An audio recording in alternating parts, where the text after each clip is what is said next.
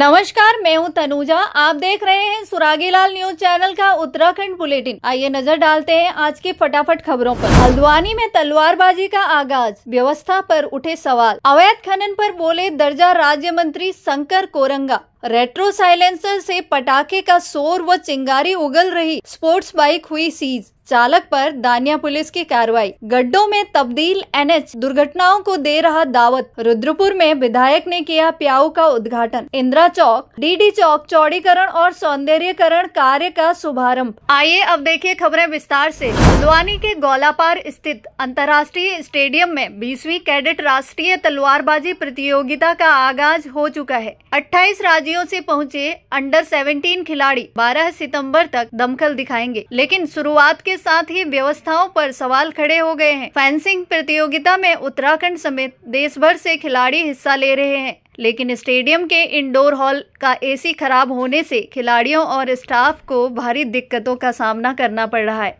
Fencing games एशियाई महासचिव राजीव मेहता ने स्टेडियम की व्यवस्था को लेकर नाराजगी जताई और कहा यहां प्रतियोगिता कराना उनकी बड़ी गलती थी।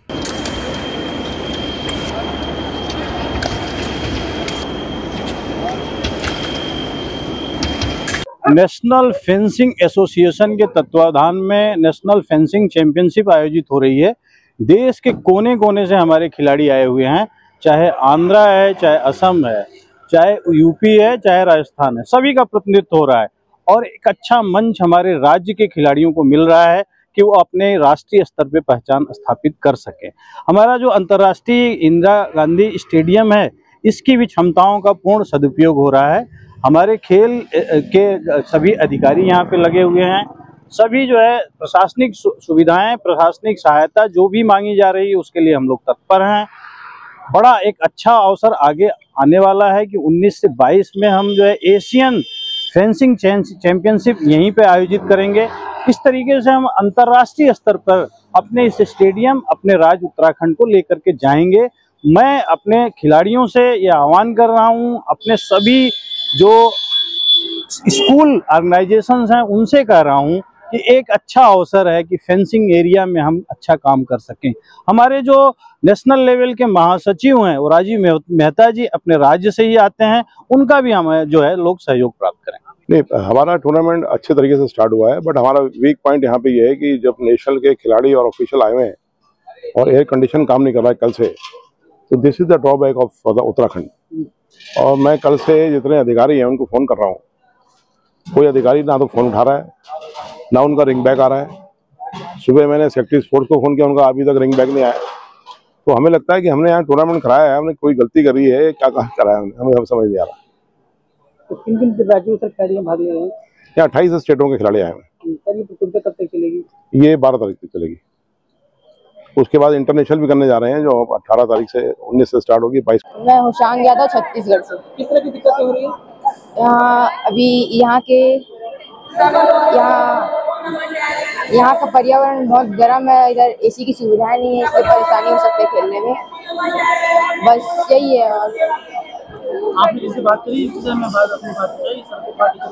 हाँ, बताया। क्या काम? उन्होंने कहा बाद में अभी देखा जाएगा क्या हो सकता है। गरम लग रहा है? हाँ। मैं साक्षी कपूर हूँ और मैं फिलहाल प्रैक्टिस एनसीए पटियाला में कर रही हूँ। अच्छा। रिप्रेजेंट मैं हरियाणा को कर रही हूँ। किस तरह की फैसिलिटी है? क्या एसी की नहीं? हाँ, थोड़ा एसी की कमी है, बाकी अरेंजमेंट्स वगैरह काफी अच्छी हैं। इनसे मैं अधिकारी से बात करी, अपने टीचरों से बात करी, क्या कहा? हाँ जी, अधिकारियों टीचरों से बात करी, क्या कहा उन्होंने?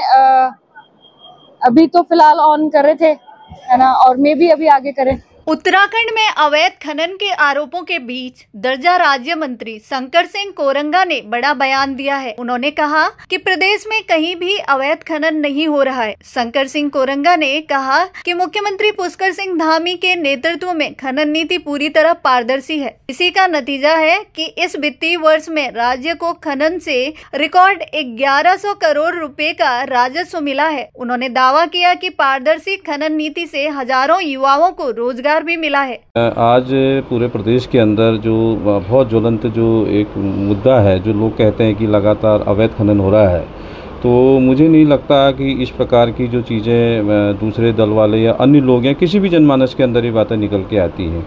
उत्तराखंड पहला ऐसा राज्य है जिसकी खनन नीति के कारण आज जम्मू कश्मीर और आपका पंजाब, उत्तर प्रदेश और उन प्रदेशों के जो डायरेक्टर थे वो यहाँ रिसर्च के लिए आए और यहाँ की खनन नीति से प्रभावित होकर के वो खनन नीतियाँ वहाँ लागू कर रहे हैं। एक बात।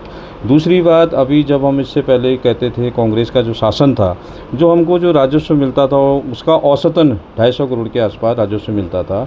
आज उत्तराखंड के अंदर माननीय मुख्यमंत्री जी के नेतृत्व में और जो खनन नीति बनी, उस खनन नीति के तहत आज हमको 1100 करोड़ के करीब राजस्व की प्राप्ति हो रही है। ये एक बहुत बड़ी उपलब्धि है।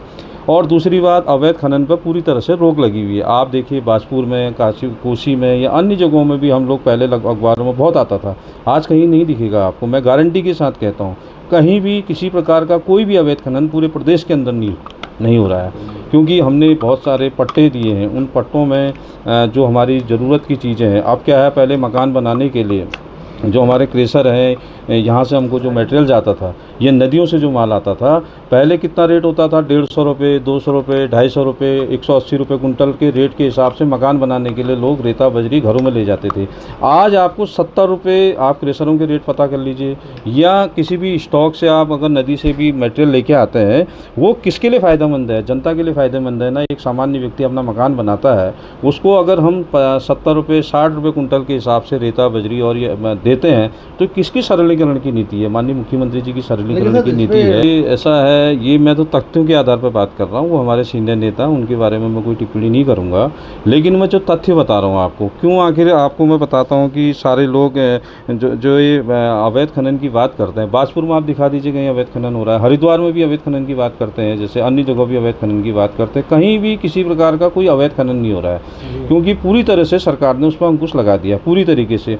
फिर हमको राजस्व 1100 करोड़ के आसपास का राजस्व प्राप्त हुआ। इधर जब अल्मोड़ा पुलिस ने ध्वनि प्रदूषण फैलाने वाली एक स्पोर्ट्स बाइक को सीज कर दिया है। बाइक में रेट्रो साइलेंसर लगा था, जिससे पटाखों जैसी आवाज और चिंगारी निकल रही थी। एसएसपी देवेंद्र पीचा के निर्देश पर जिले भर में ऐसे वाहनों पर कार्रवाई की जा रही है। इसी क्रम में दनिया पुलिस ने चेकिंग अभियान चलाया और दोषपूर्ण नंबर प्लेट और अवैध साइलेंसर लगी स्पोर्ट्स बाइक को जब्त किया। यातायात नियम तोड़ने वाले अन्य 5 चालकों पर भी चालानी कार्रवाई हुई। यानी अल्मोड़ा पुलिस अब तेज आवाज वाली बाइकों पर सख्त हो चुकी है।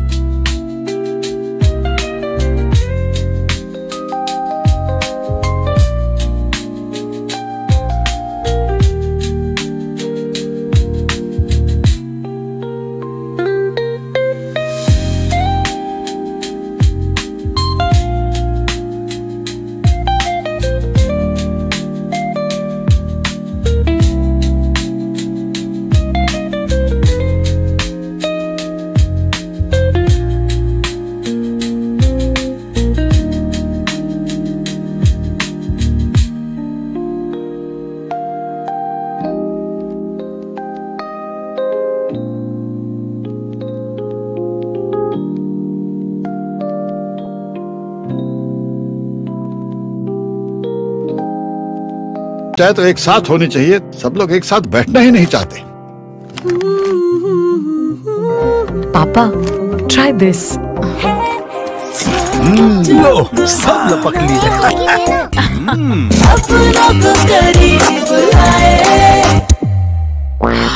ये क्या हाल कर दिया है रूम का? बस कल से चाय मेरे रूम में। देवर पान नमकीन।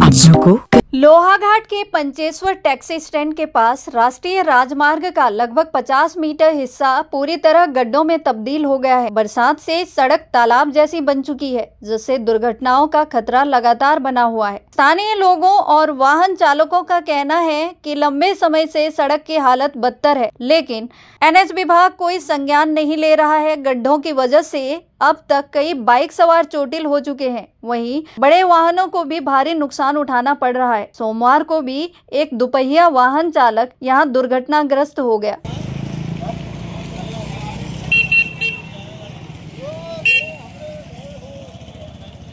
वाकई ये बड़ी समस्या का विषय है और एनएच ये लापरवाही एनएच की चल रही है। लगातार विगत कई समय से कई सामाजिक लोगों ने ये मुद्दे उठाए हैं और ये मेन हमारा टैक्सी चौराहा है। और मैंने, जैसे कि आपको पता है, कल ही जिला उपाध्यक्ष का दायित्व मुझे पार्टी द्वारा दिया गया है और मैं संगठन का आभार जताऊंगा। और साथ ही इस मुद्दे को लेकर मैं कल ही हमारी एक बैठक होनी है जिले के अंदर, इस विषय को अवश्य रखूंगा कि शीघ्र से शीघ्र मैं अपनी तरफ से पूरा प्रयास करूंगा कि इन गड्ढों को ठीक किया जाए ताकि वाहन और जनता की आवाजाही में कोई भी दिक्कत ना आए। के लिए आपके चैनल को सबसे पहले बहुत बहुत धन्यवाद कि आप हमेशा हमारी ये जो भी रिपोर्टिंग करते हैं बहुत अच्छा लगता है, लेकिन सुनवाई कुछ होती नहीं है। कितनी बार हम लोगों ने बोल दिया, एनएच को भी बोल दिया, तुम्हारे नगर पंचायत को भी बोल दिया, अध्यक्ष साहब को। तीसरी बार वो अध्यक्ष बन गए हैं। कितनी बार हमने शायद बोला होगा, अभी भी हमने बोला। वो इसका जिम्मा कभी एनएच को सौंपते हैं, एनएच वाले नगर पालिका को। हमने कितनी बार बोल दिया कि अगर यहाँ 100 मीटर में इंटरलॉकिंग हो जाए तो ये गड्ढे हमेशा के लिए बंद हो सकते हैं। तो आएंगे प्रशासन से हम यही कहना चाहेंगे, या तो ये गड्ढे यहाँ से भरे जाए या फिर इसको एकदम उखाड़ा ही जाए, ये डामर जो हो रखा है। दुर्घटना अभी एक हमारे ये गार्ड साहब को चोट आई होगी शायद, यहाँ एक बाइक वाला रपट गया था और उनके पाँव में बाइक गिर गई थी। देव सिंह मेहता जी को खतरा हमेशा बना है। तेज गर्मी से राहत दिलाने के लिए रुद्रपुर के डीडी चौक पर विधायक शिव अरोरा ने प्याऊ का उद्घाटन किया। विधायक ने कहा कि गर्मी के मौसम में पानी सबसे बड़ी जरूरत है और इसी को देखते हुए प्याऊ लगाया गया। इससे यात्रियों के साथ साथ चौक पर ड्यूटी कर रहे पुलिस कर्मियों को भी राहत मिलेगी। स्थानीय लोगों ने इस पहल को सराहनीय बताया और कहा यह गर्मी में बड़ी मदद साबित होगी। पानी तो लगा सकते हैं, भारत माता की। इसे पानी हम तो लगा सकते हैं, भारत माता की। मैं बता दूंगा भैया कहाँ ये डीडी चौक रुद्रपुर का व्यस्ततम चौराहा है। यहाँ सामने बस स्टैंड है, बस स्टैंड के लोग यहाँ आते हैं, यहाँ सवारियाँ उतरती हैं। दिनेशपुर, हल्द्वानी, लाल कुआं जाने वाली सवारियाँ यहीं से जाती है। सीपीयू का यहीं पर स्टैंड है। साथ ही साथ यहाँ काशीपुर बाईपास से जो लोग निकलते हैं वो भी यहीं आते हैं। यहाँ जिंदगी जिंदाबाद के द्वारा जनहित के लिए बहुत अच्छा यहाँ पर एक जन सेवा का जैसे कहते हैं कि 5 रुपए में एक भरपेट भोजन का जो है कि यहाँ पर प्रकल्प चलता है, वो बहुत बड़ा सेवा कार्य चलता है। तो यहाँ के क्षेत्र में पानी के जो है वाटर कूलर की बहुत अच्छी एक मांग थी। यहाँ के हमारा समाज सेवी लवली जी, बल्लू जी, ये सब लोग कह रहे थे कि यहाँ पर एक वाटर कूलर लगना चाहिए। तो निश्चित रूप से वाटर कूलर हमने लगाया और पानी भी उसका बहुत शीतल है, बहुत ठंडा है, बहुत अच्छा है। तो निश्चित रूप से क्षेत्र की जितनी भी हमारी जनता है जो यहाँ आती है, प्यास के कारण से कई बार पानी की बहुत बड़ी समस्या होती है। बस अड्डे के लोगों के लिए भी समस्या का समाधान होगा। और साथ ही साथ मैं धन्यवाद देता हूँ यहाँ के जो व्यापारी हैं, सामान्यतः अपनी दुकान के आगे कोई भी एक पिलर तक खड़ा करने नहीं देता, और उस समय में एक प्याऊ को, एक वाटर कूलर को अपनी दुकान के सामने लगाने देना, ये जनहित का एक समाज सेवा का बहुत बड़ा उनका दिल है। और उन्होंने ये भी कहा है कि इसको मेंटेन रखने की भी हम जिम्मेदारी लेते हैं, इसे मेंटेन रखेंगे, खुद भी और आवश्यकता होगी तो मुझे भी सूचित करेंगे। तो एक अच्छी एक जनहित की पुण्य का कार्य वो हमने करने की कोशिश की है और वो रुद्रपुर की जनता को समर्पित। चाहे तो एक साथ होनी चाहिए, सब लोग एक साथ बैठना ही नहीं चाहते। पापा, try this. लो सब लपक लिए।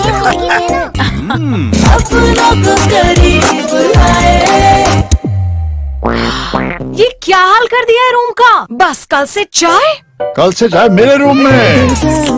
देवर पान नमकीन। रुद्रपुर शहर की यातायात व्यवस्था को नई दिशा देने वाला सपना अब साकार होने जा रहा है। विधायक शिव अरोरा के प्रयासों से इंदिरा चौक से डीडी चौक तक चौड़ीकरण और सौंदर्यीकरण कार्य की शुरुआत बुधवार 10 सितंबर को होने जा रही है। वर्ष 2023 में विधायक शिव अरोरा ने इस प्रस्ताव को मुख्यमंत्री पुष्कर सिंह धामी के समक्ष रखा था, जिसे मुख्यमंत्री ने अपनी घोषणा में शामिल कर 35 करोड़ की स्वीकृति दे दी थी। हाल ही में निवेश उत्सव के दौरान केंद्रीय गृह मंत्री की मौजूदगी में इस योजना का शिलान्यास किया गया। अब पहले चरण में 8 करोड़ से अधिक की लागत से इंदिरा चौक से डीडी चौक तक काम शुरू होगा। शुभारंभ कार्यक्रम रोडवेज के सामने होगा, जिसकी अगुवाई विधायक शिव अरोरा करेंगे। ये रुद्रपुर जो है अपने आप में यहाँ बहुत बड़ा जाम लगता है, जाम की बहुत बड़ी समस्या है। एक योजनाबद्ध तरीके से हमने पहले रिंग रोड का प्रस्ताव दिया और 1100 करोड़ रुपए की रिंग रोड अजय भट्ट जी माननीय मुख्यमंत्री जी के आशीर्वाद से जिससे प्रधानमंत्री नरेंद्र मोदी दी, जो दिसंबर के अंत तक या जनवरी फर्स्ट जो हमारा क्वार्टर होगा उसमें पूरी हो जाएगी, जिससे रुद्रपुर को जाम से बहुत बड़ी निजात मिलेगी। लेकिन साथ ही साथ रुद्रपुर शहर के अंदर का जाम, चाहे हमारा इंदिरा चौक हो, चाहे डीडी चौक हो या डीडी चौक से होते हुए शेडकुल का मार्ग हो, कई बार घंटों घंटों लग जाते हैं। और ये आज से नहीं, पिछले 10 साल से इस जाम से रुद्रपुर की जनता जूझ रही है। तो 11 मई 2023 को मैंने माननीय मुख्यमंत्री पुष्कर सिंह धामी जी को प्रस्ताव दिया था कि इसके चौड़ीकरण का, इसके सौंदर्यीकरण का, और उन्होंने मुख्यमंत्री घोषणा में शामिल किया, इसका शासनादेश किया और उसके 35 करोड़ रुपए स्वीकृत होकर विकास प्राधिकरण के पास, जिला विकास प्राधिकरण में आ गए हैं। उसके प्रथम चरण का काम लगभग 8.5 करोड़ का, जिसका शिलान्यास अभी कुछ दिन पहले ही जिससे गृह मंत्री अमित शाह जी ने और मुख्यमंत्री पुष्कर सिंह धामी जी, सांसद अजय भट्ट जी ने अभी रुद्रपुर में किया था। उस काम का शुभारंभ कल हम करेंगे। निश्चित रूप से रुद्रपुर की जनता को बहुत बड़ी राहत मिलेगी। प्रथम चरण में इंदिरा चौक से डीडी चौक तक का ये चौड़ीकरण होगा, फिर इंदिरा चौक और डीडी चौक के चारों तरफ उसे खोला जाएगा जिससे यहाँ के जाम खत्म हो, और तीसरे चरण में डीडी चौक से लेकर सिडकुल तक उसका चौड़ीकरण होगा। लेकिन ये पूरे काम अगले 6 से 8 महीने के अंदर हो जाए, ये मेरा प्रयास है, क्योंकि पैसा स्वीकृत होकर माननीय मुख्यमंत्री जी के द्वारा दिया जा चुका है। तो माननीय मुख्यमंत्री जी का मैं आभार व्यक्त करता हूँ, माननीय अजय भट्ट जी का आभार व्यक्त करता हूँ, और इस रुद्रपुर की देवतुल्य जनता को उनके विधायक ने जो संकल्प लिया था विकास की योजनाओं का, उसका एक बहुत बड़ी रुद्रपुर की जनता के लिए मेरा एक समर्पण होगा।